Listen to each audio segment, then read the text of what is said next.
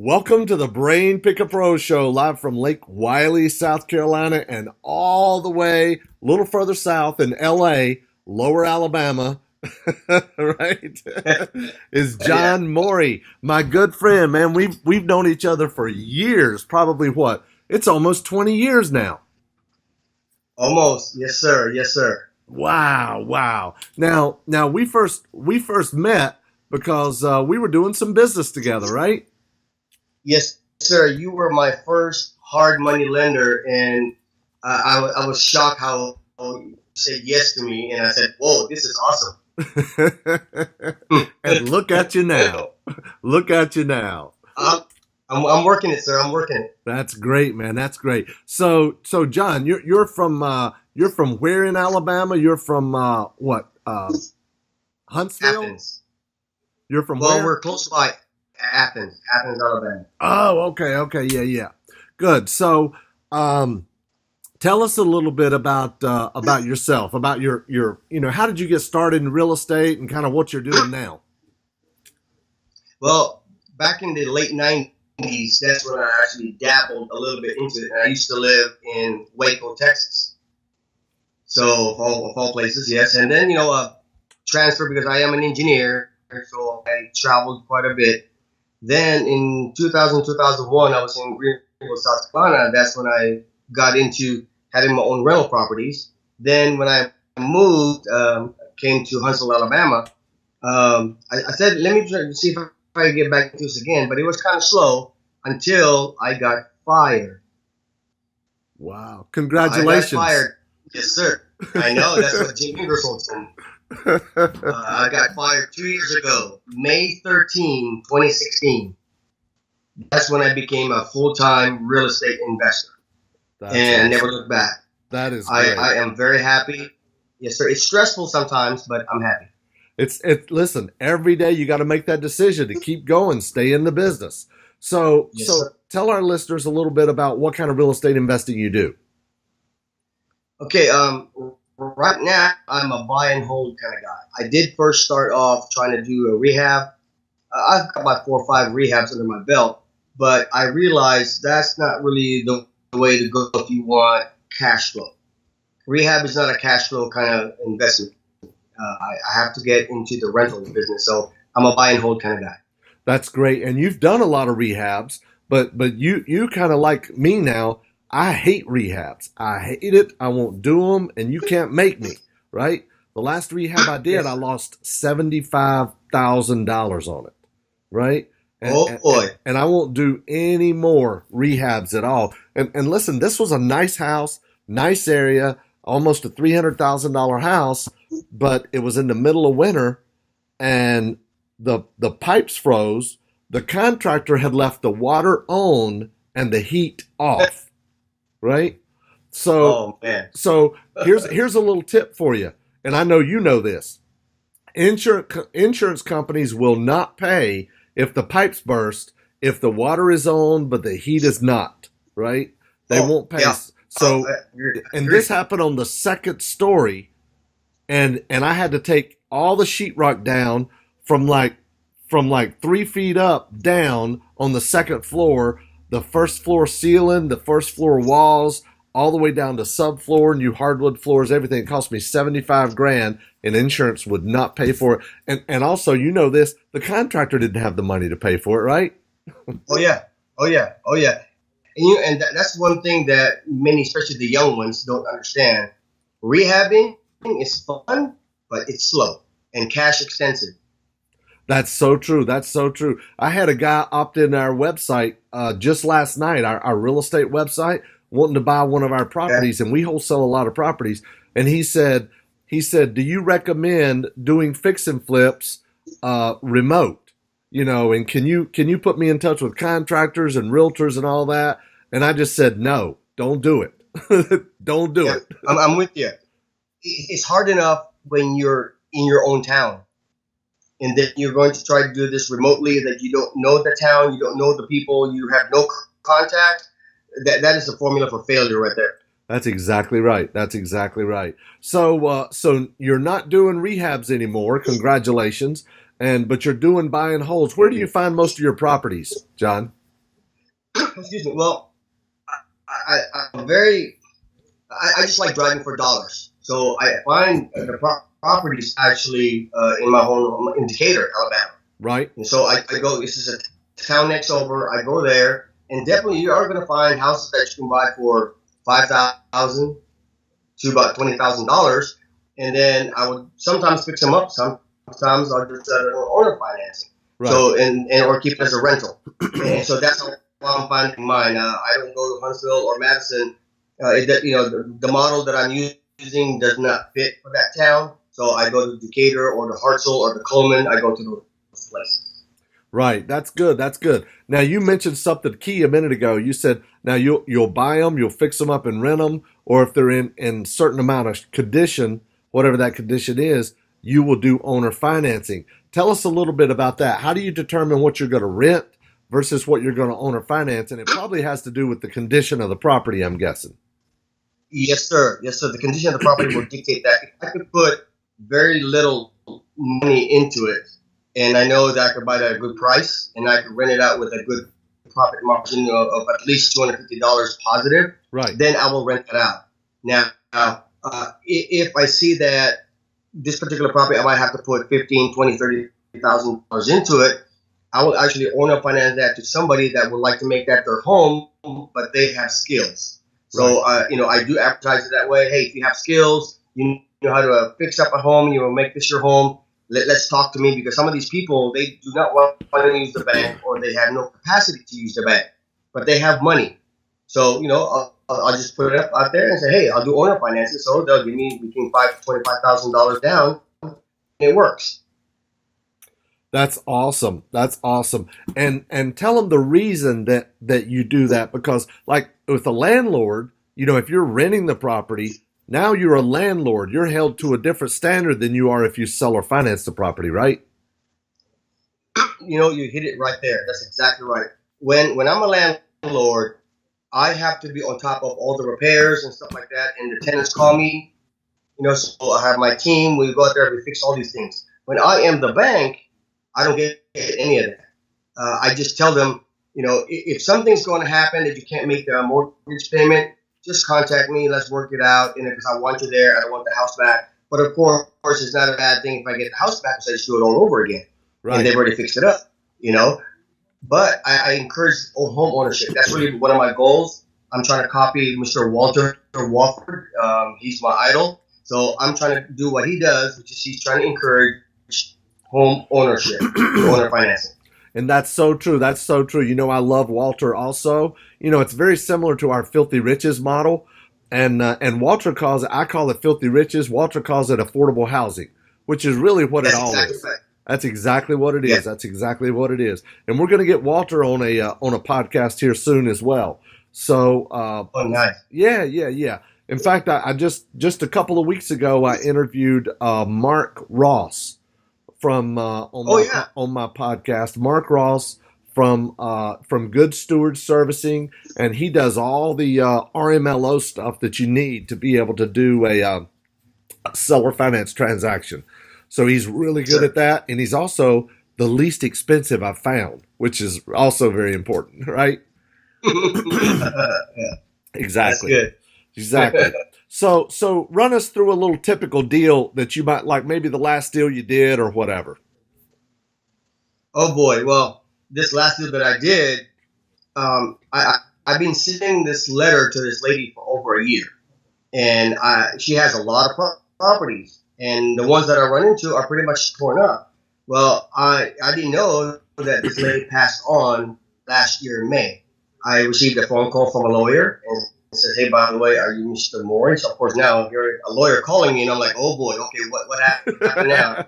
Well, come to find out, I was also a little nervous, but come to find out, he called 3 investors, and I'm the only one that responded to him. Wow.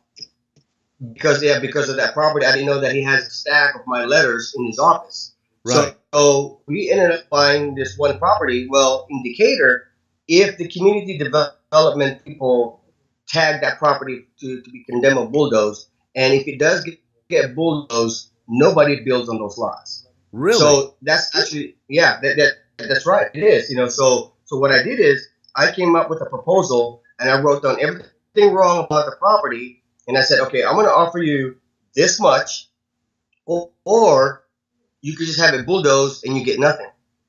Right. It was a long proposal, and boy, they loved it. So I bought that property for less than $4,000. Wow. That's awesome. And I sold it in 2 weeks cash. For how much? 10 grand. Right. That's awesome. So you made made a little over $6,000 minus closing cost, right? Yeah. That's awesome. That's really good. So that was a On the wholesale property I deal. didn't touch. Now, and that was your most recent deal, right? That's my most recent one, yes. Now, John, I just want to point out, in my Filthy Riches model, I tell people to go out and buy a $5,000 house and then sell or finance it for $29,900, get a couple $1,000 down, but a lot of people are saying, Larry, you can't find a $5,000 house anywhere. Well, you're proof positive. Yes, sir. Well, it depends, of course, location is everything, right? Well, where I am is we have a lot of towns that have these kinds of properties. So this is why, I don't go after the shiny object. That's to me, I think that's a big mistake of many newbies or even the people that are out there that are doing it for a long time. They want the $500,000 homes type of stuff. Well, imagine how long that's going to take to get the money back.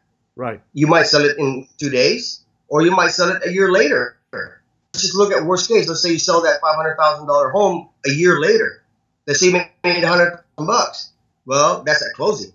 What about your holding costs? And if you divide that $100,000 by 12, that's how much you make, right? Right. Well, for what I do, I go after the money. I don't go after the shiny object. So if the deal or the property presents to me that I can make a few dollars, that's what I'm going after. So that means if I don't have to get my fingers dirty, that's exactly what I will do. That's great. That's great. Now, John, are you doing a lot in retirement accounts now? I do have one right now that I'm doing that with, but my funds are already depleted. But yes, I do have a self-directed IRA, and I just actually got an inherited IRA. So that just happened recently. So that's going to go into action here shortly. That's awesome. Now, you brought up a great topic. You're the first person that's ever mentioned inherited IRA on my podcast. So I'm really excited that you did, because I've been wanting to talk about it. So tell our listeners a little bit about what is an inherited IRA, why is it so important, and why is it the absolute best kind of IRA you could ever hope for? Well, this was through our network, as you know, on how we got this. So we bought into the inherited IRA, and of course, one of the critical components to this is the person that has the IRA has to be terminal. So when they pass on, then now you get that inherited IRA. Now, the beauty of the inherited IRA is you use that, and then you could also withdraw from it, as opposed to like a regular self-directed IRA, like the one that I have. Right. There's some conditions you have to follow, like you have to be 59 and a half, and plus that has to be seasoned for about 5 years. Well, those things don't really quite apply, my understanding, with the inherited IRA. Once you have that, you can start investing using that, and you can withdraw at any time. So this is a very, very powerful tool, the inherited IRA. It absolutely is. And the cool thing about an inherited IRA, if you have a parent or grandparent, or there's even people out there that will list you as a beneficiary, to be able to get an inherited IRA when they pass on. But let's say you just have one for a parent or a grandparent or whatever, and whoever is the beneficiary of that IRA, the beautiful thing about it is that beneficiary can grow it, can build it. Now, you can never contribute to it again, but you can grow it, you can invest it, you can, even if it's a $500 inherited IRA, you could do wraps, you could buy property and use private money, you could partner with people, you could grow that thing. But also the most beautiful part is you can take a distribution every single year based on your life expectancy, right? If your life expectancy is 80 years and you're 70 years old, just to give you an example, just to keep it simple, there's a 10-year life expectancy left, right?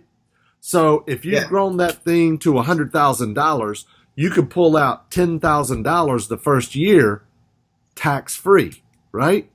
Tax free. Yeah. Whatever it is. So it's based on the life expectancy. And what a lot of people do is they will make the beneficiary, you know, you want to take it from the oldest person to the beneficiary being the youngest person.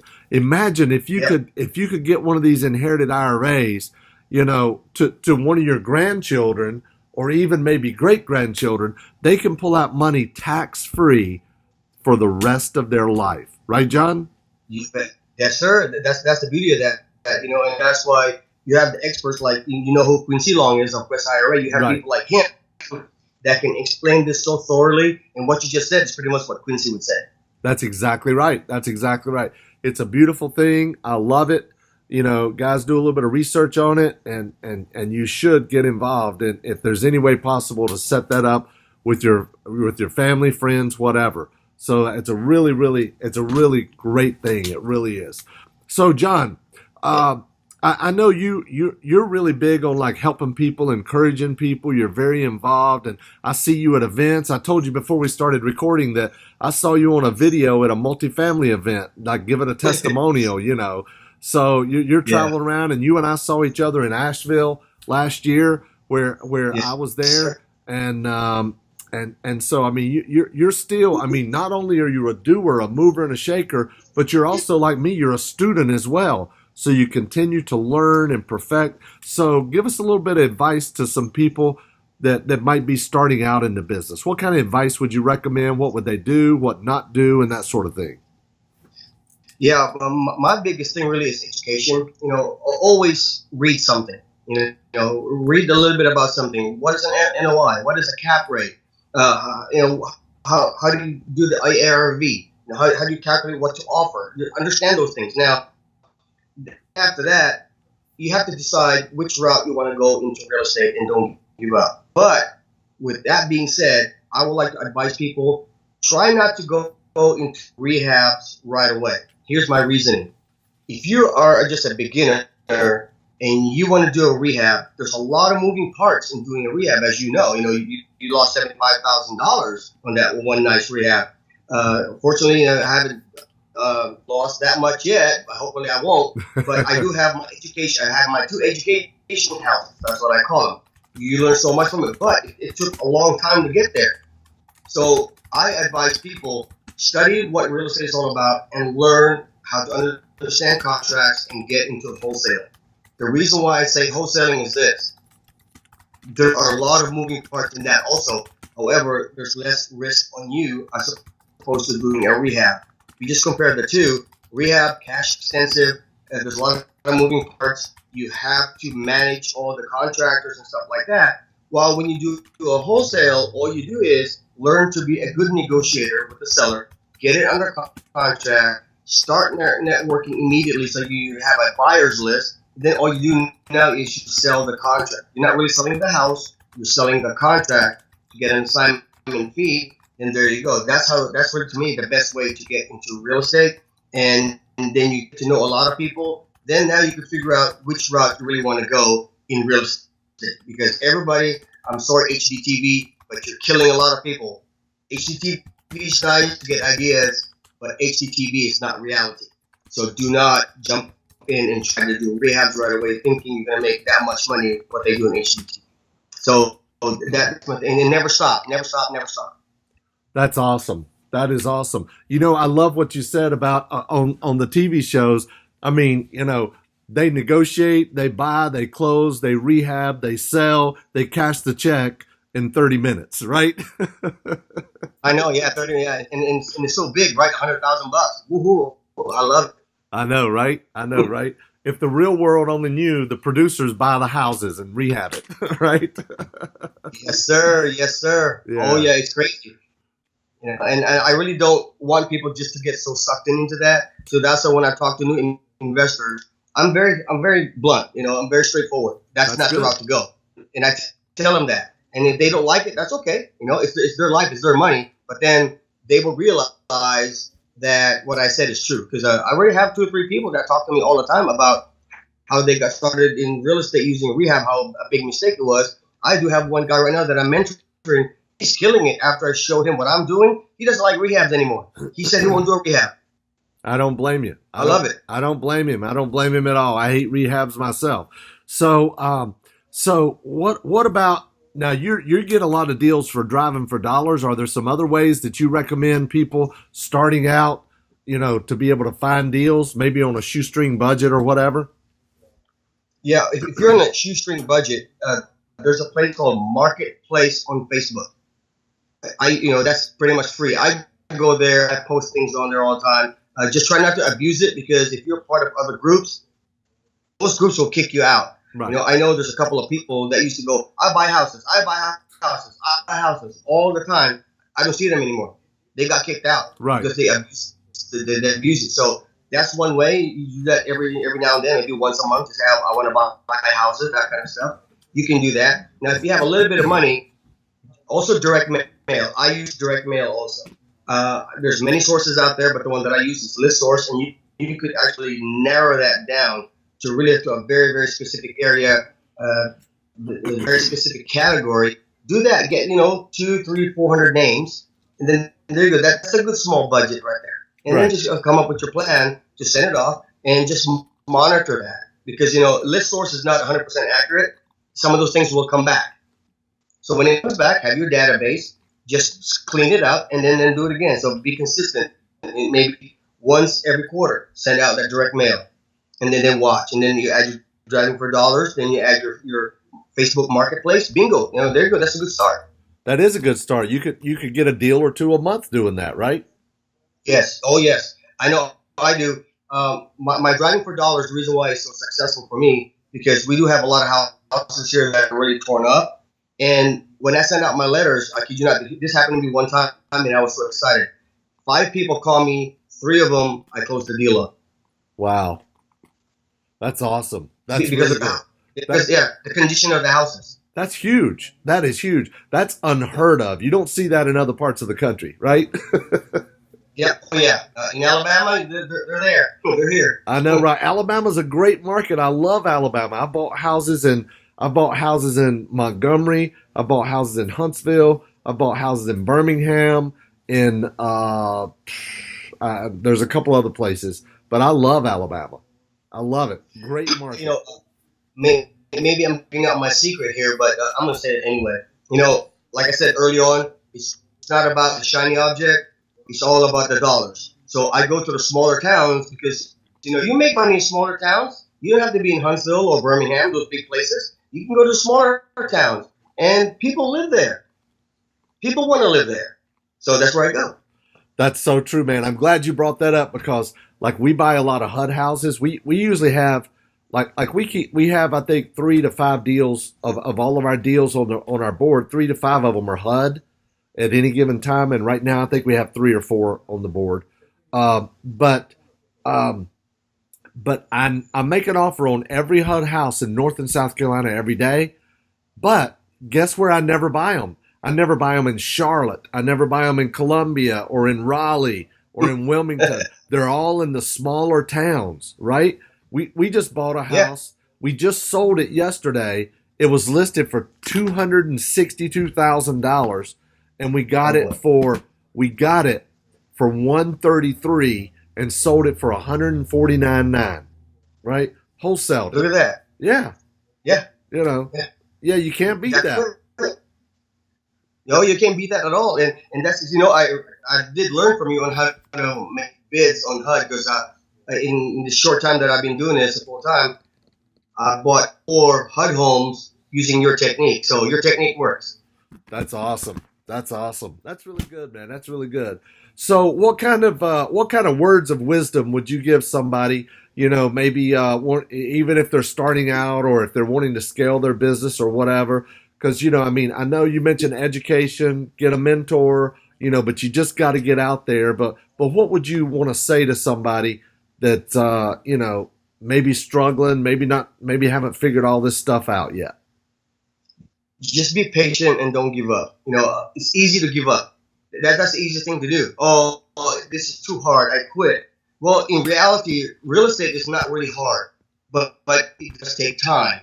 This is not a get rich quick type of business. So give yourself some time, take the bruises. You're gonna get hit, but then keep moving forward. One of my things that I post on Facebook a lot is, and a lot says, keep moving forward. I like to say that because things will happen. Go around it, go above it, go underneath it. Whatever you do, keep going forward. That's awesome, man. That's awesome. Now, I love what you said. Keep moving forward. John Maxwell wrote a book called Failing Forward. You remember that book? Yeah, yes, same concept. Yep. Exactly. I love it. So, John, if somebody wanted to reach out to you, if somebody wanted to reach out to you to chat with you or whatever, I mean, what are you looking for? What would you like to say to people if somebody wanted to reach out to you? You know what? One thing you can do, I do my number right now, which is 256-469-3099. Please call me. I'm very good in returning phone calls. I don't wait 3-4 days later. Within a few hours or a few minutes, actually, my wife says, you respond too fast. No, because they need me or they need something that's very important. I am going to respond pretty fast because that's one of the things that we lack nowadays. People wait forever to respond. No, I will respond. So again, my number is 256-469-3099. Please call me, and I'd love to chat with you. I don't mind giving information. The reason why I say this is because information is out there, but it's not the information that I'm worried about. It's really, are you really going to act on it? I want you to act on it. Right. So if I give you information, act on it, because knowledge is great, but it's worthless if it's sitting there. You have to add knowledge and action gets results. Right. That is awesome. That's awesome. It's like a lot of people tell me, I've had people say, Larry, I've got this course, I got this book, I've been to this seminar, I've been to this, and I still haven't done anything. I say, here's my standard response. I say, what you're telling me is you have a lot of education, but you have no application, right? That's right. Yep. Education, application. I like that. Those two together, results. That's true. That is so true. Well, man, thank you so much for being on. I really, really appreciate it. It's been a lot of fun, and you shared a lot of great information. And, I can't believe, man, when we started talking, it's been since like 2001 or 2002 when we first started doing business together. I know. Hey, man, I was really so honored that you said, John, the deal looks good. I'm funding it. It's all about the deal. You didn't say, John, you're short and you're ugly, I'm not going to do it. You said, the deal looks good. The deal looks good. And bingo, you're done. That's awesome. That's really good. Yep. And we're still making loans over at CarolinaInvestorLoans.com. CarolinaInvestorLoans.com. Now, that's just in the Carolinas, but, we're still making loans. And, and listen, the good part is eventually people that keep doing it, they graduate and they don't need me anymore. Right, John? Yeah. Well, I still have you in my back pocket just in case. There you go. That's good. Thanks a lot, buddy. I really do appreciate it. And I appreciate you being on today. Thank you, sir. I appreciate the opportunity.